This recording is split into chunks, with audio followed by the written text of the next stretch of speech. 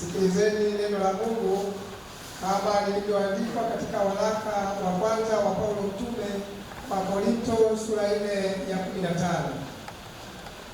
Sikilizeni neno la Mungu kama lilivyoandikwa katika waraka wa kwanza wa Paulo mtume kwa Korinto sura 4 ya 15.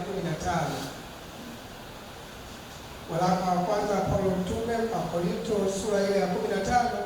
Nitaanza kusoma kuanzia aya ile ya 50. Ndugu zangu, nisemayo ni haya, ya kuwa nyama na damu haziwezi kurithi ufalme wa Mungu, wala uharibifu kurithi kutokuharibika. Angalieni, nawaambia ninyi siri, hatutalala sote, lakini sote tutabadilika kwa dakika moja, kufumba na kufumbua, wakati wa parapanda ya mwisho. Maana parapanda italia na wafu watafufuliwa, wasiwe na uharibifu, nasi tutabadilika. Maana sharti huu uharibikao uvae kutokuharibika, nao huu wa kufa uvae kutokufa.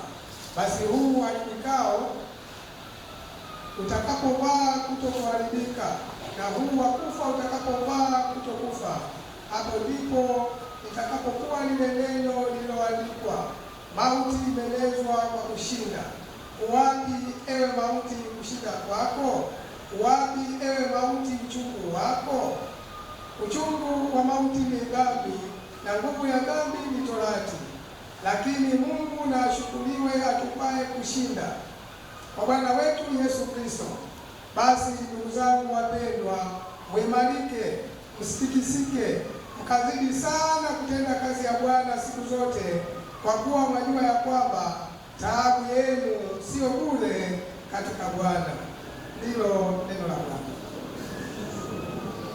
Tusimame wapendwa, tunapojiandaa kupokea ujumbe wa neno la Mungu. Mama, uko wapi mama?